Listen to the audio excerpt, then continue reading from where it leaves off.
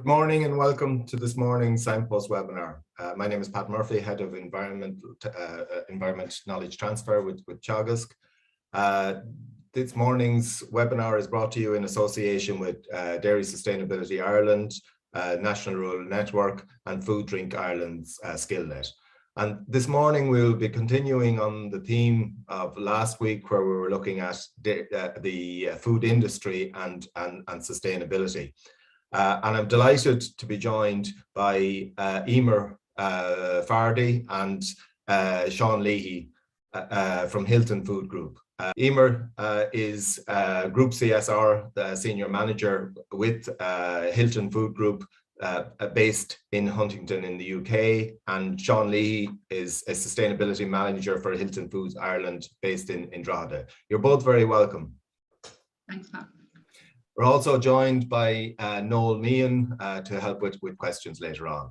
So Emer, you might just give us I suppose a brief introduction to Hilton Foods and your role with them. Hi everyone. Yeah, so my name is Emer Fardy, as Pat said, and I'm the Group CSR Senior Manager at Hilton Foods. So basically, we'll bring you through the group in much more detail. But my role within it is I work on the corporate social responsibility team, and basically it's my role to support our sites in delivering our sustainable protein plan, and then any projects or any market specific requirements that they need support on. That's me. Okay, and Sean, you're based in Dundalk? No, Drogheda. Drogheda. I made that mistake earlier. You're based in Drogheda, apologies. No problem. And you're Sustainability Manager in the Irish operation? Yeah, Technical and Sustainability Manager. So I'd be responsible for the local aspect of delivering the local aspect of the plan. Okay. Well, listen, without further ado, I'll let you tell your story about, I suppose, how you're looking at developing a sustainable food chain for your customers. So if you want to share your presentation and we'll come back with questions later. And just to remind everybody to use the questions and answer tab down at the bottom to submit questions. Okay, thanks, Pat. So just to start off, so I just want to start off by thanking, thanks for the invite to participate, and just, you know, it's it's great to be involved in the Signpost series, and we've really enjoyed it to date. So, and just thanks to everyone for listening, and hopefully you'll find something useful in what we're about to say. So just going to start off with just a general introduction to Hilton Foods, and then Emer is going to take you through just some information about how the consumers are reacting to sustainability from our own experience, and then we're going to just both take you through our sustainable protein plan, which is really the driver for our sustainability in our company. Okay, so just going to start off with a quick introduction in the form of a video. So hopefully give you a flavor of the company and a bit of information, and then we'll take you through a little bit more of the detail then, okay? Thank you. At Hilton Food Group, the success of our customers is our #1 priority. We listen to their needs, form dedicated long-term partnerships, and work to their goals and targets. From innovative products to adaptable supply chains, we work tirelessly with our global network of customers 365 days of the year. Best-in-class products and category management have always been the cornerstone of our business.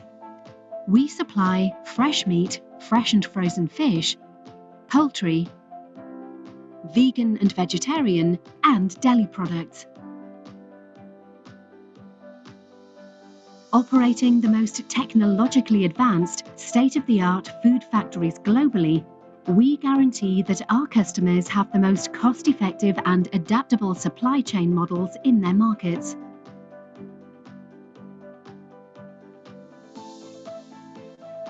And just as importantly, we care about the impact.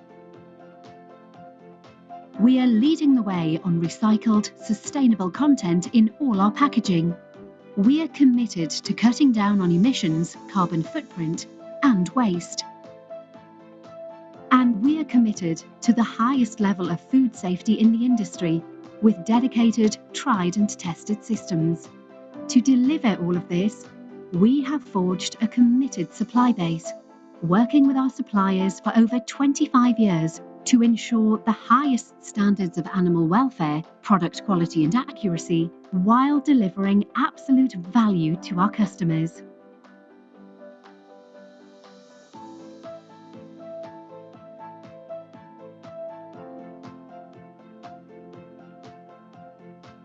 Our people are at the centre of everything we do. We recognise that to achieve the best from our employees, we must provide an optimal working environment and instill a sense of purpose. Not only that, but we invest in their training, and they take pride in their work. The proof is in our product. Our business is built on strong personal relationships and lasting alliances. With decades in the industry, our original values of dedication, ambition, curiosity, entrepreneurship, and resilience are still as relevant as ever. Hilton, the team you can trust.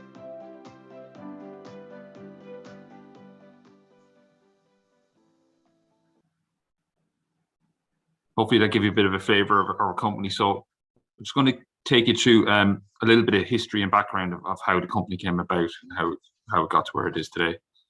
So just to go back in time a bit, in 1994, we began one site, which to this day is our headquarters in Huntingdon in the UK.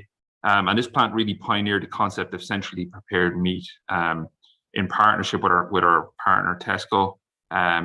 So really, the idea is obviously to take a lot of the labour out of the industry and actually prepare pre-packed, then making it a more efficient supply chain. Then in 2000 we took the same model and brought it to the Netherlands, working with one of the leading retailers in the Netherlands.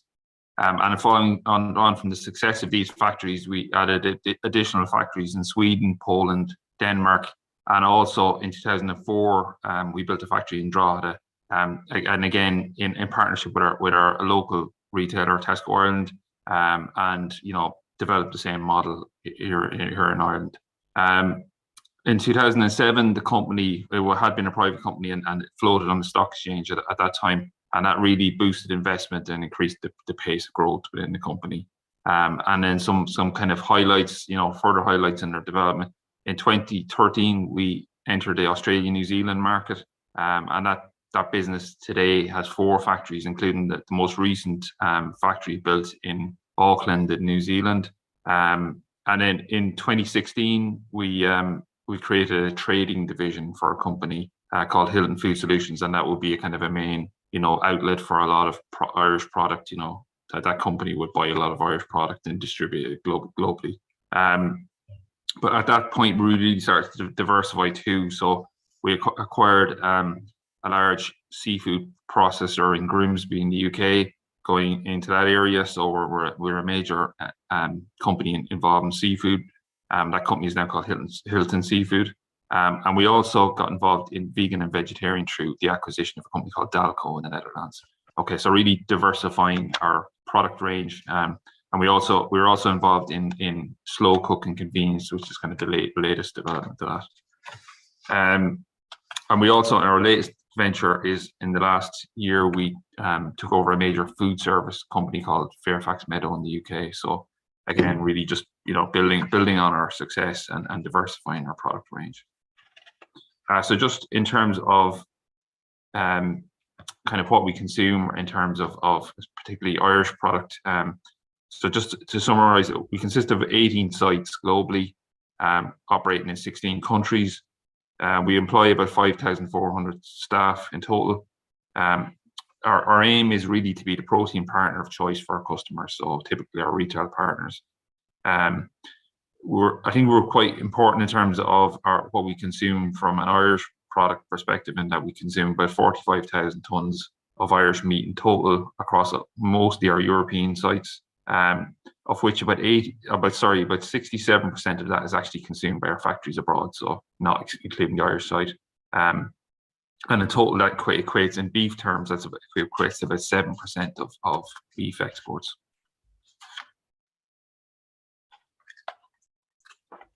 So just in terms of the site, so the site in Drogheda, we process about 16,000 tons of Irish meat a year.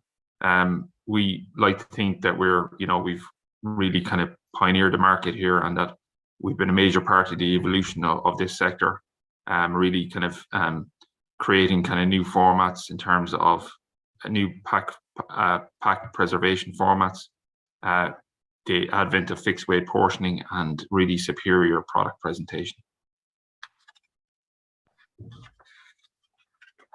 Okay, everyone, I'm now going to take you through the consumer and how they're responding to sustainability. So the sustainable conversation.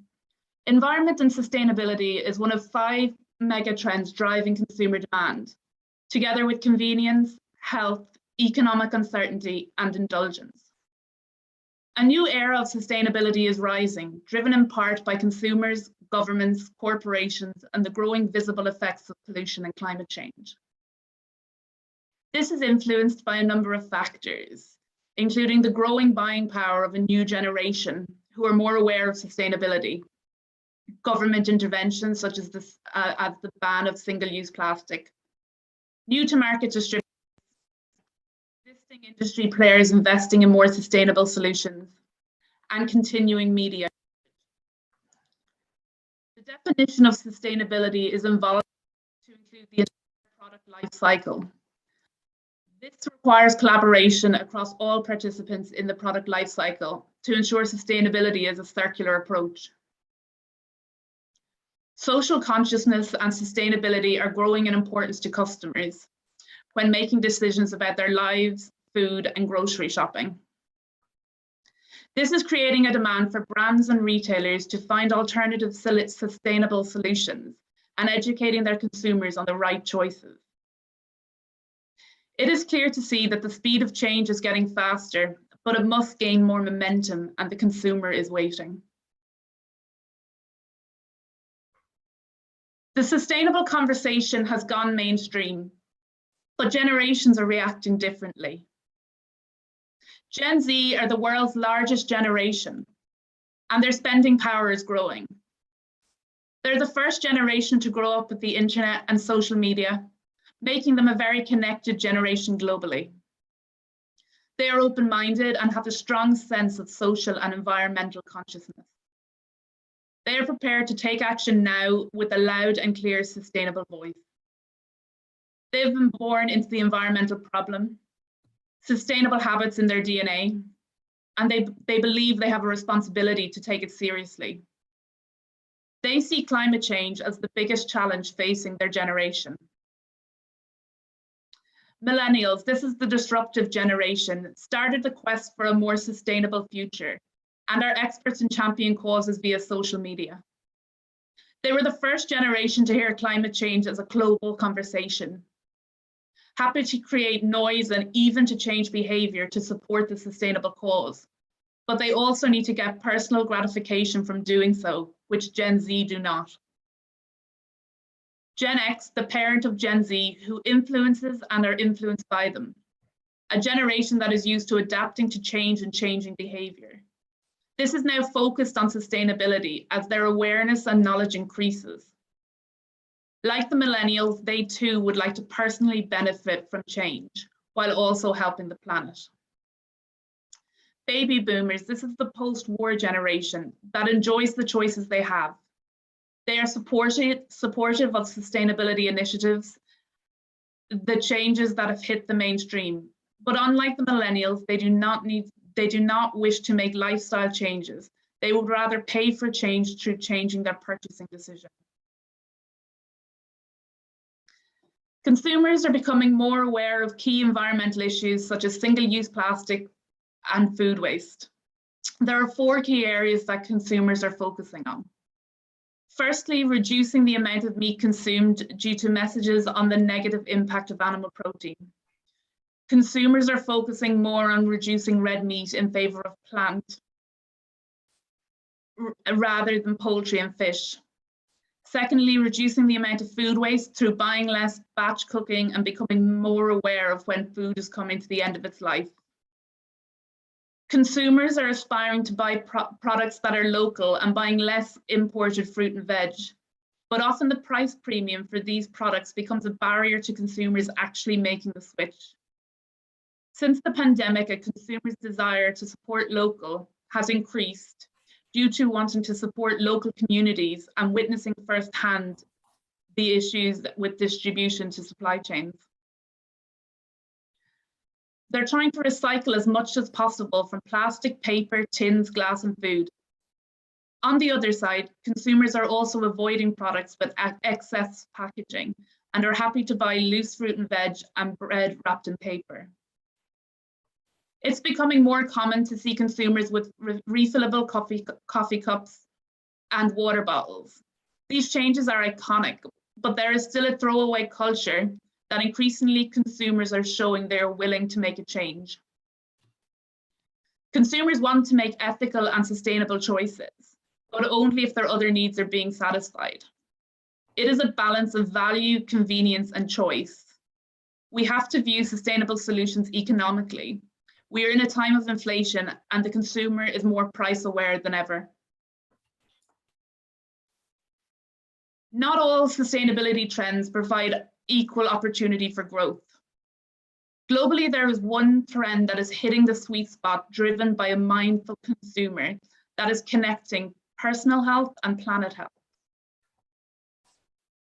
This is an emotive and more personal way of supporting the sustainability trend, which is particularly important to the millennials.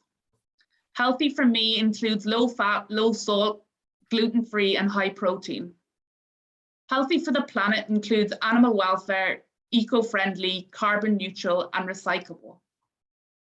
The most dominant output from this healthy for me and healthy for the planet trend is the reduction in meat in favor of plant protein, where both consumer and planet health benefit. The connection of personal and planet health are also driving the growth of unpacked claims towards organic, all natural ingredients, no artificial ingredients, preservative-free, GOM-free, antibiotic-free, and hormone-free. This is where consumers believe more natural food will taste better for them, better for the environment. Products that carry those claims, however, tend to be more expensive than their traditional counterparts. Therefore, sustainable alternatives are seen as a premiumization of the category, which leads to price being a barrier for some. Consumers only spend a few seconds on each purchase. It is vital to get strong and effective sustainable messaging across. There are some very clear rules that are emerging from successful brands. The underpinning theme is to be clear in telling the consumer what is in it for them. In a world where the internet allows consumers to check the validity of any claim, it must be authentic. Failure to do so can be very damaging. We need to tell a compelling story. Sustainability is an emotional topic. Ensure the sustainable message achieves some emotional connection to the consumer. Boardbia have done a great job in telling the Irish story. Packaging is currently the centre of the conversation, but to consumers, sustainable messaging needs to be multi-layered. Keep it relevant through understanding what is motivating the consumer to change to more sustainable products. Raise the bar, be industry leading, be the first to make a claim. Consider the whole product life cycle, all product components, and create greater synergy. Now we're going to take you through our Hilton Foods Sustainable Protein Plan. So this is a survey of 800 businesses, government, and civil service leaders by the World Economic Forum, showing that climate change risks are more of a concern than geopolitical conflict, weapons of mass destruction, pandemics, and cyber attacks. We know the facts. Climate has changed and we are not doing enough. David Attenborough is an extremely trusted voice. It is beyond debate our actions over the next 10 years will define our planet for hundreds of generations. Biodiversity is equally endangered, and we have a direct impact on this on both the land and in the oceans. We are currently at 1.2 degrees above pre-industrial levels. As a society, we have deemed 1.5 to be the best realistic case, but this still has negative consequences. As a business, we've moved our ambition from 2 degrees to 1.5 as we felt contained harm was still too great. As you've seen, we have a very diverse portfolio of products, including vegan, vegetarian, meat, and seafood. And they have more shared agendas than you might have thought. And we need collaboration across the proteins to address these issues. Most of these issues speak for themselves, but I'll pick out a few that might be less on your agenda. Antimicrobial resistance is a real and significant health risk. A lot has been done to address the misuse of antibiotics in agriculture, and it is important that this work continues and new innovations to ensure healthy animals are utilised. Methane is specific to cattle, and we won't go into the GWP star versus GWP 100, but it's important that we're using the best science to drive these decarbonisation plans. Human rights in an increasingly mobile labour force. We need to ensure basic standards of health, fair recruitment and employment, and good living conditions for all workers. Plastic is not the demon it's made out to be. We need circularity of use across sectors. As switching from plastic to other materials, we may be increasing our carbon footprint. There's an increased interest from legislator, policymaker and society in these areas. There's significant progress from the EU and the UK on ensuring that products that contribute to deforestation do not enter their markets.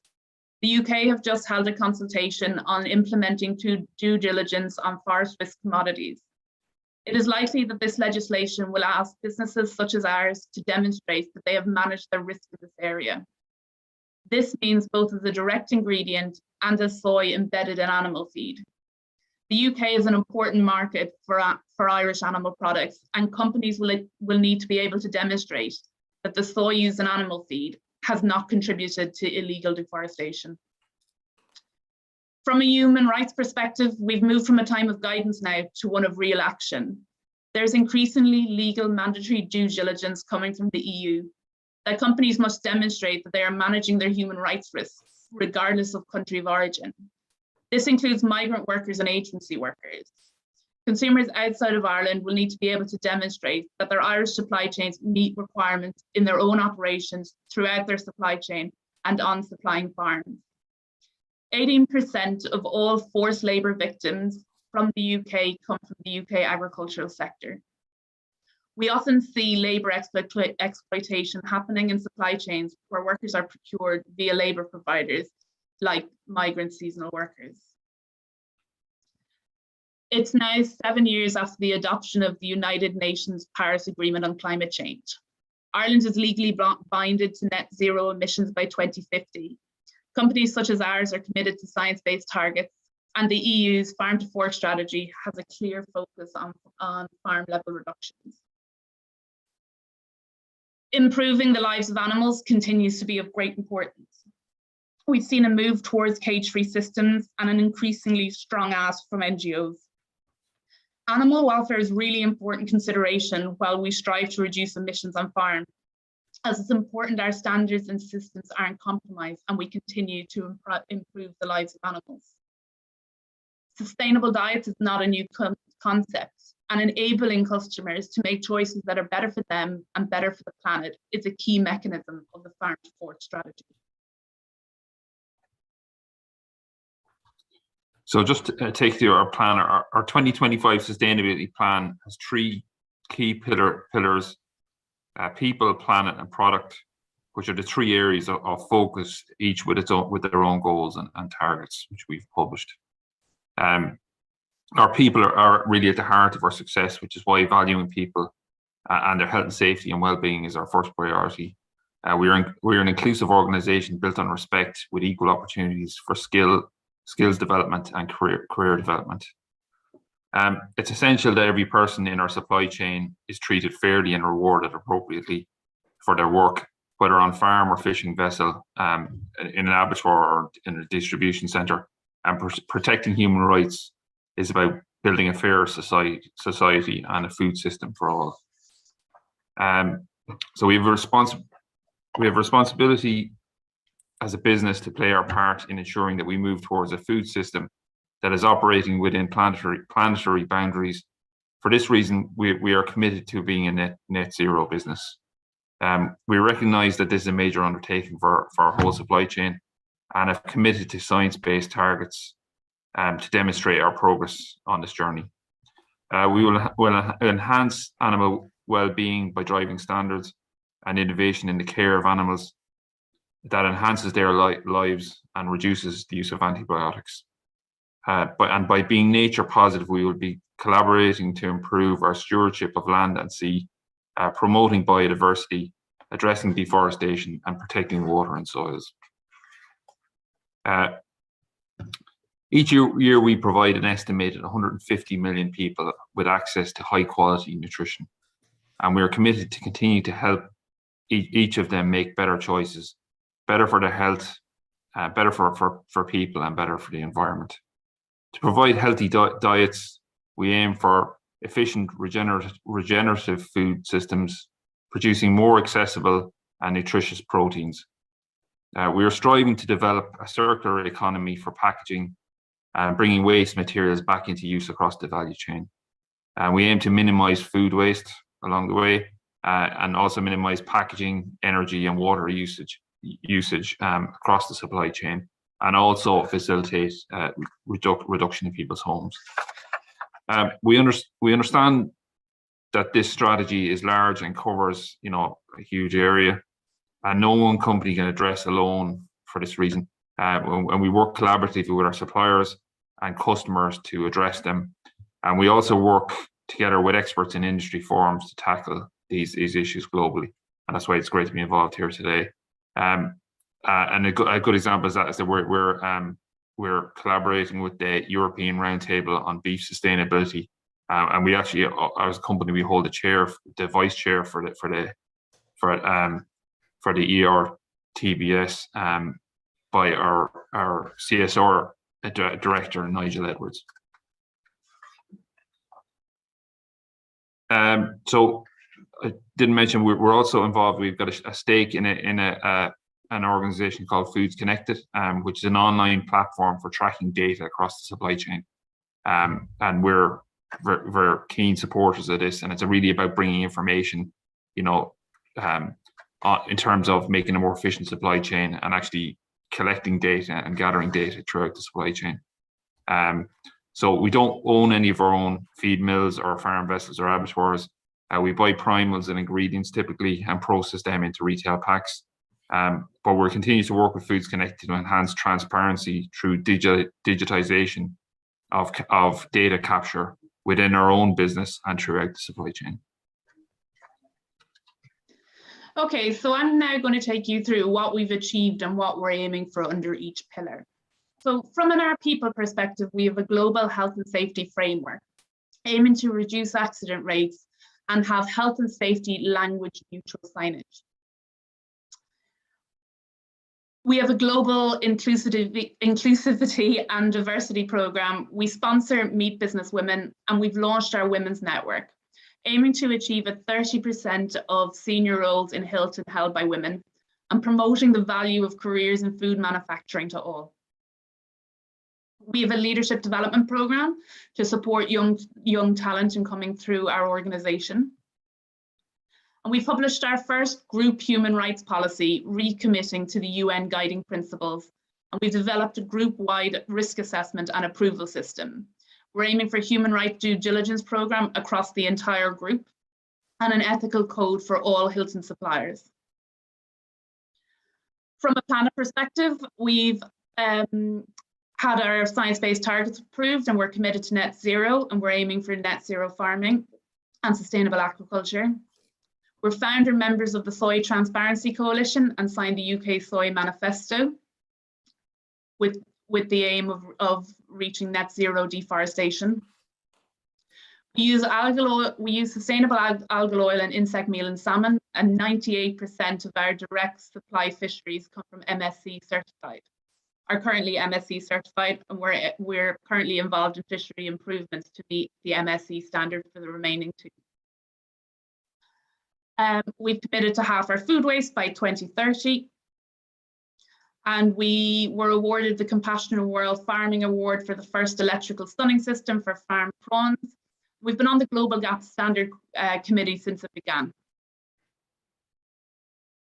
From a product perspective, we're sponsoring the Global Meat Alliance to build a positive fact-based narrative. What we want is a framework to communicate the role of nutritious proteins in a climate-friendly food system. We want industry-leading innovation in vegetable proteins and vegetable inclusion and enhancing nutrition. We've built a carbon footprinting tool with the Carbon Trust. We've achieved 70% recycled content across our entire trays. Most of our trays are 100% recycled PET and recyclable. We've eliminated PVC and polystyrene from our products. We've launched mono or PET PET trays and film solutions, and all of the paper and board are FSC or PEFC sustainably certified. In addition to this, Hilton Foods have reduced their food waste by 56%. So this is just to show you that behind each of our pillars, we have areas of focuses which have goals and then targets. So the one I'm going to talk about now is how we're going to achieve our science-based targets across scope 1, 2, and 3. So most, if not all, of these webinars have been focused around reducing emissions. So I thought it would be interesting for you to show you our emissions. In 2020, we produced 16 million tons of carbon dioxide equivalent. Sorry, I don't know why the thing keeps jumping. This dropped to 15.8 in 2021. And this is equivalent to all the emissions from houses and cars in Ireland for a year, or to the emissions from entire countries such as Croatia and Lithuania. Our emissions are broken down into scope 1, 2, and 3. 1 occurring on our sites, scope 2 indirect emissions from producing energy for our sites, together accounting for 57,000 tonnes.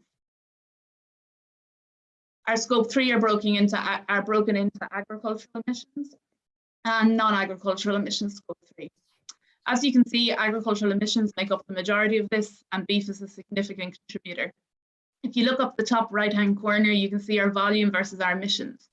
And you can see that beef accounts for almost 50% in terms of volume, but the emissions are over 80%.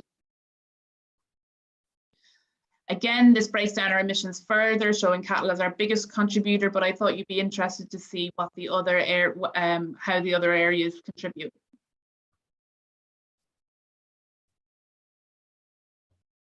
Another area of focus for us in Planet is enhancing animal welfare.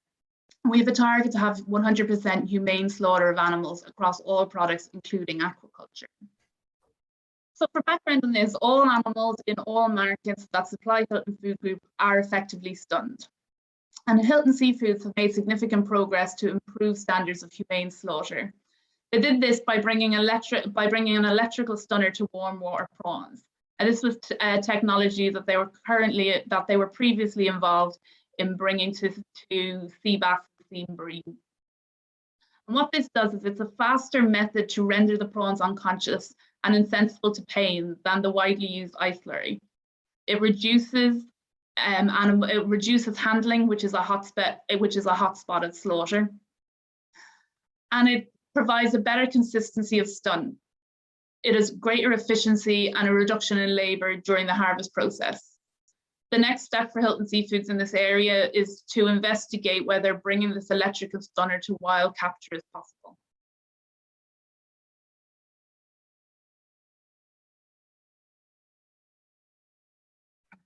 So just to show you a little bit of information about how we're implementing the plan locally. So we've set challenging targets for packaging, energy, water usage, recycling, and food waste. And a good example of that is a reduction in food waste by 50%, which I think we're very close to achieving at this stage. And we've also put a really big focus on employee well-being on our site in Drogheda, and accreditation to the IBEX Keep Well mark is a key part of that. And one of the things that we're very proud of is our relationship with Food Cloud. So there's really kind of a headline initiative for us in that through our partnership with Food Cloud, we've actually supplied them in the last 2 years with over 25 tons of meat, which equates to over 60,000 really highly nutritious meals. And we believe also that actually meat contributions actually drives a lot of other a lot of other contributions in this sector, and that it's part of a balanced diet that they can supply to their users. Okay, so that's actually the end of the presentation. So hopefully you find it useful, and I think we'll move on to the questions and answers. Thanks for that. That's I suppose one of the things that certainly comes across is the breadth of our definition of sustainability in the context of what you do is just staggering and growing all the time. And it must be difficult to keep your heads around all the emerging elements of sustainability. Is that a major challenge for you? Yeah, look, it is. We have a group team, and we have quite a few experts on that team. So fortunately, it's not any one person's job to understand all of the areas. If it was, you would struggle. But I think sustainability, we do tend to focus on the environment, and the environment is a really important part of sustainability, but it's not all sustainability. So keeping abreast of the challenge, especially considering how many markets we both purchase from and supply into, because although everybody is tackling the same challenges, they are doing it in different ways. Mm-hmm. We need to be flexible with that. Okay, one of you showed a graphic there which kind of showed in terms of greenhouse gas emissions the impact of beef, and there is, I suppose, a substantial difference in the footprint of beef from different sources and different regions. Does that influence your decision on where you source your product? Yeah. So Pat, being completely honest with you, where we've all gotten to in this space around science-based targets is developing a baseline. I think that is going to become much greater over the next few years, as people have to be able, companies, organizations need to be able to demonstrate their reduction against their targets. So I think that's coming sooner rather than later. Okay. I suppose the other thing, you had a slide there where you looked at the various parts of your business and how you're reacting to it, and or how you're trying to operate in, and you talked about the feed supply where you influence and the farmers where you guide. Yet I suppose if you look at the sustainability of and a lot of the criteria of sustainability, they're going to be hugely about what happens on the farm. Yeah. So and the one thing I got from your presentation is the absolutely massive amount of work you're doing within your own control. So how are you going to influence that piece that's on the farm before it comes to you? And that seems to me to be the big question for the future. Yeah, I agree with you completely, Pat. And to be truthful, again, it's very different depending on the markets as to how we do influence that piece. So like Sean said, Nigel, our director, is the vice chair on the European Roundtable on Beef Sustainability. And they send outcome targets that regional roundtables need to be able to publish progress against. Board BIA do it for Ireland, the UK Cattle Sustainability do it for the UK. And I lead the environmental work stream within the UK. And what that is about is it's about providing farmers with one ask, and that needs to be developed in collaboration with them, and it needs to be realistic and something that we can implement. But we have been guilty of a lot of ask coming from the market, and that's why we're so heavily engaged in this collaboration and trying to get one voice, one ask behind what we're doing. So we're also involved with our suppliers and running initiatives and knowledge exchange and all of that. But it's the one ask, I think, is the biggest challenge, and it's the biggest thing that we can do for the industry. Okay. Noel, questions being starting coming in. And just to remind you that if you have questions, just to put them in the Q&A. Yeah, I suppose there's a couple of questions in here sort of similar from different people, and it's around, I suppose, you talk about people and economic sustainability and so on, and the question really is does that extend to the farmer, as in giving the farmer a price that is makes their livelihood sustainable? So I suppose it's obviously a lot of price pressure out there at the minute for farmers. So is there, you talk about workers, employees, right? So I suppose I guess they're extending that out into the suppliers or the primary producers, and making sure that they have a sustainable living wage. I think it's kind of where the questions are coming from. Yeah, look, to be honest, as a business, we buy primals. We don't buy animals, which I know is a cheeky way out of answering the question, but we do buy primals. And in truth, we do pay more for Irish primals. Now, there is, like, the customer is under severe price pressure too, but what we need to be able to do is have the market pull. Like, there is a market pull for sustainable products, but we need the transparency behind them to be able to give that. And Bord Bia, I do think the Bord Bia scheme is a really good one, and it will resonate with customers. And I think going forward, the likes of it is what people will need to demonstrate, what companies, I keep saying people, but I mean what companies will need to demonstrate their progress against their targets. Okay, so another question in there is I'd like to ask Emer to clarify if customers' decisions to reduce red meat rather than poultry or pork stacks up environmentally. Look, nice handy one for you. Yeah, nice handy one. We have as an industry, we have a bad reputation, and we're trying to overcome it. And there's been a lot of progress in that overcoming it piece. A kind of a side conversation, but I brought my best friend's cousins over here for uni, and I brought her out for dinner, and she'd stopped eating beef for no other reason than for the environment, and she'd absolutely no idea what that meant.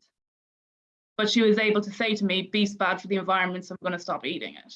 And she had stopped eating it, and I was like, okay, but how is it? And there was, that perception is behind beef. And also a challenge we have globally is in Ireland, and don't quote me on this, but everybody, like the majority of people are 2-3 generations from a farm. You're talking to people who understand. When you move into other markets, that understanding is less and less. And that's a real challenge for us to get that messaging across to people about, like, for example, we will never have carbon neutral cattle, okay, but we can have carbon neutral farms. The sequestration piece, like, that's not understood. And that's a really complex message, and it's about bringing people's overall education up. It's not something that I think we'll properly ever be able to communicate on Shelf Edge, because on Shelf Edge, consumers only spend 2 or 3 seconds there. They don't spend enough time for us to get something that complex over. Okay, just like to add to that, just in terms of, obviously emissions is probably the big headline grabber in terms of beef, but it's only one aspect of it, and I would say on most other measures, beef and lamb will typically be ahead of the competition. So if you can really address the emissions, it puts beef and lamb particularly in a really strong place. There's an issue there, and you raise it yourself, about the sustainability across the entire food production system versus a kind of a niche are a number of niche issues, and maybe it's not fair to call, say, organics niche. But where do you see yourselves in terms of moving forward, in terms of embracing the I suppose the more niche high environmental standards versus bringing the entirety of the production up to really high standards? So I think we need both. So we need to bring the baseline up, and I think that's a challenge for the industry. There's also a real place for hero lines, but they are, which is like, if anybody's got net zero beef, we'll have it. But that will sell really well, but it is to a small number of consumers. It is to a smaller number of consumers. Okay, and I suppose one of the things that strikes me, you're and I suppose slight aside, but you're a British-based initially company, but now with operations all over. How has Brexit interfered with your ambitions to become a sustainable food supplier, and has it been something that's really caused you problems, or is it something that you have managed to I suppose embrace and get around? That's a question, Pat. Look, Brexit has been a massive challenge, but in terms of sustainability, it depends on how you're defining sustainability. Like, the agendas have kept going. In terms of sustainability, like, the UK is an import market. They're not self-sufficient. So that's been a huge challenge in terms of making sure that there was enough product and food security. As to the rest, it's definitely been a challenge, but the agendas are still moving. Okay. And the UK does ask a lot. Like, they're leading in a lot of areas of what they expect. You alluded to I suppose the two fundamental changes that have come around in the area of sustainability. One is regulation, and I suppose the other is consumer choice. Where do you see the relevant impacts of those two going forward? Are we going to be driven by regulation, or are we going to be more demanded by consumer preference to change what we do? I think there's huge benefits to both mechanisms, and both mechanisms are really important. Like, the legislation coming through on deforestation, I genuinely believe it's the right direction of travel. But there is a massive challenge in ensuring that is fit for purpose, and that it doesn't put a massive burden, but still means that we're able to demonstrate that our risk is managed. Consumers are definitely becoming more aware, and they're definitely going to, they're definitely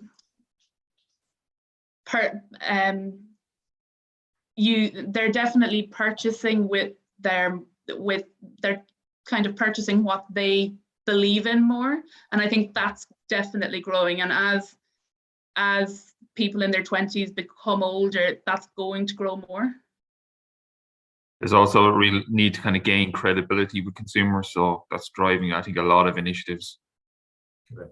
Noel? Yeah. So there's a couple of questions. I suppose it's maybe getting a little bit more specifics around.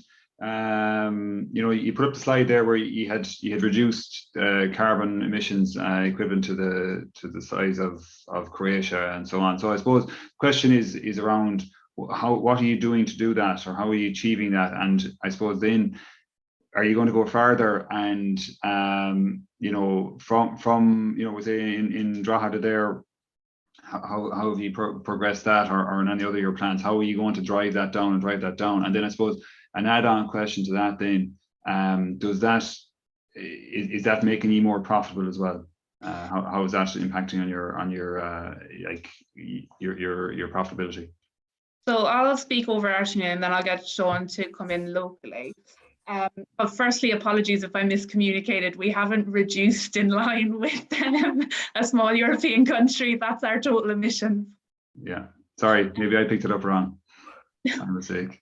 No, that's fine. So we're using a very target, measure, act approach. So we, Tom, who's our group senior product sustainability manager, he's pulled together our baseline at a really granular detail, and now we're working through developing those decarbonisation plans. And regardless of how much carbon the areas are producing, they still have decarbonisation plans, and the aim is to be net negative. Well, the aim is first to be net zero, and then hopefully to come to a place where we are net negative. Just on that point, when you talk about net negative,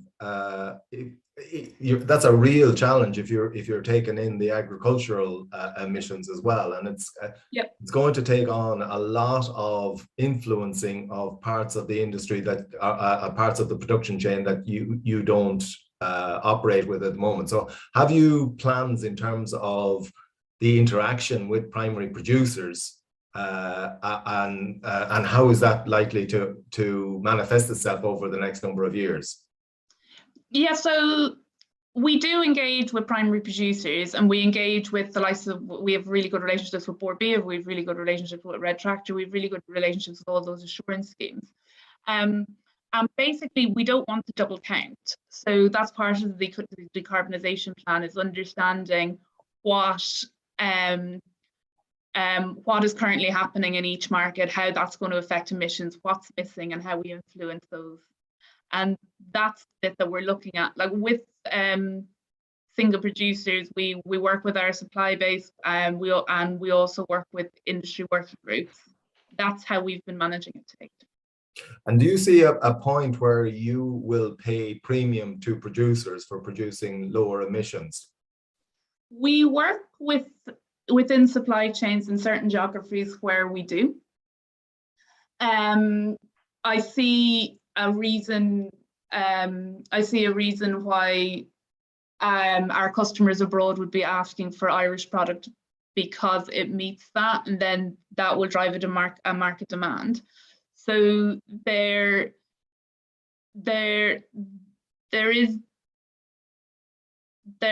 it's already happening. It's in different markets. It's just very market specific.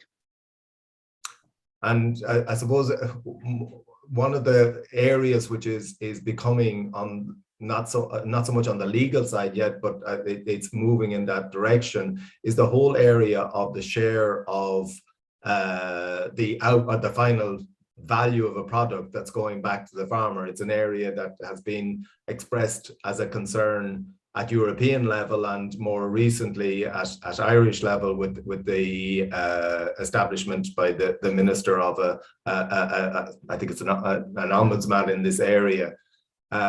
What is your view in terms of, or how do you see the ensuring of a fair component of the final price going back to the producer? Is that part of what you define as sustainability in your entire food system? Like, obviously we need farms to be economically sustainable.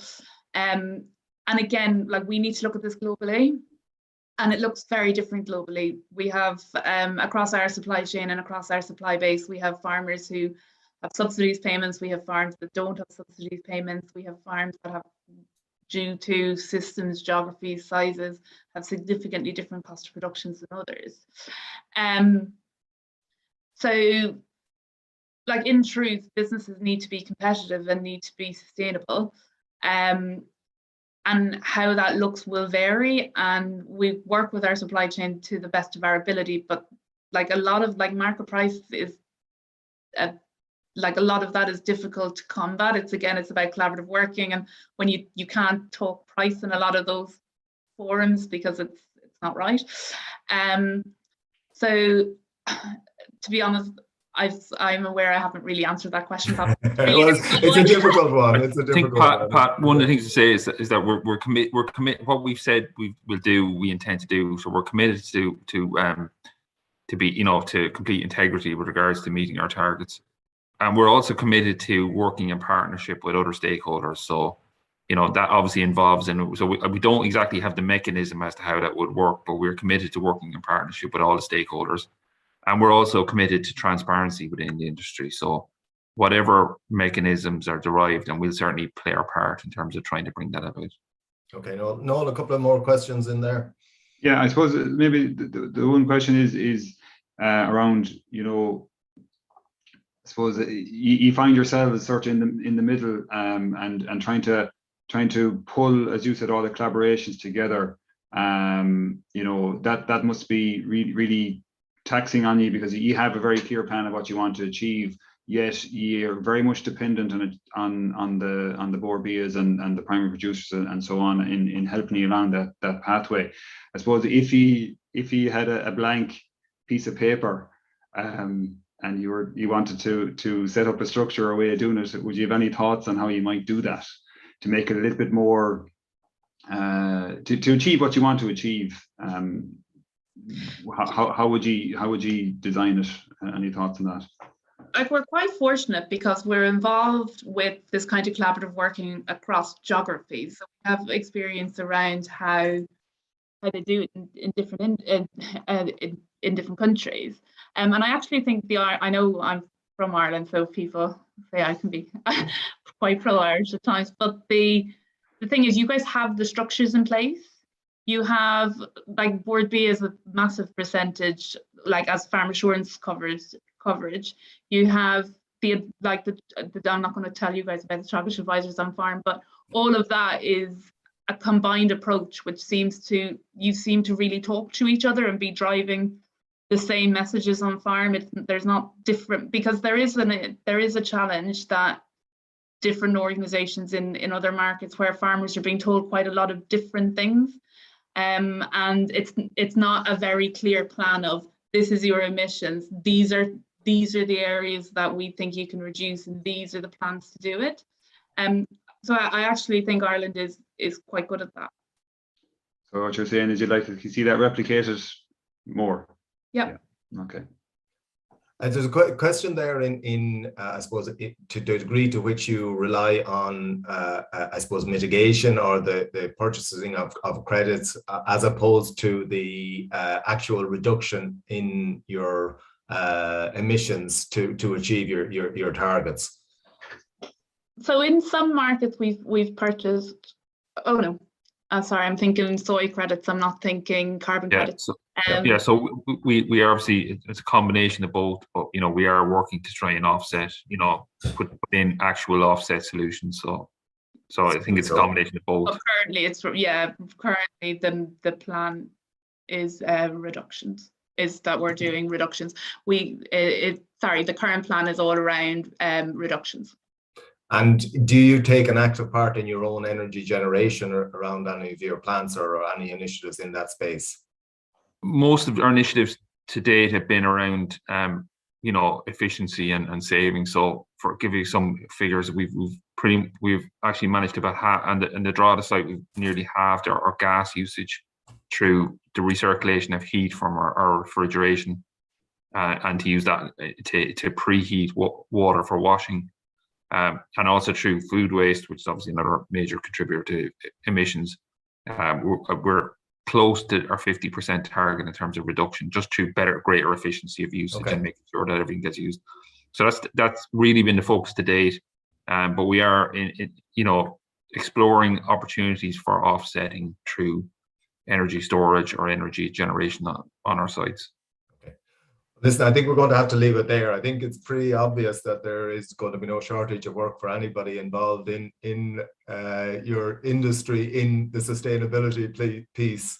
You're going to be kept very busy. So listen, I'd like to take this opportunity on behalf of everyone to thank you for your presentations. I think it's given us a great insight into I suppose the elements of the food industry and how they and I suppose the lengths they're going to try and improve sustainability of the food we produce. So thank you very much for that. It's much appreciated. Just to finish, next week we will be joined by Dr. Andrew Cromie, and he'll be talking about the role of genetics in addressing greenhouse gas in agriculture and what the future holds there. I'd like to thank our production team of Yvonne Marr and Andy Boland, and thanks to Noel, and enjoy your weekend, and we'll see you again next week. Thanks very much. Bye now.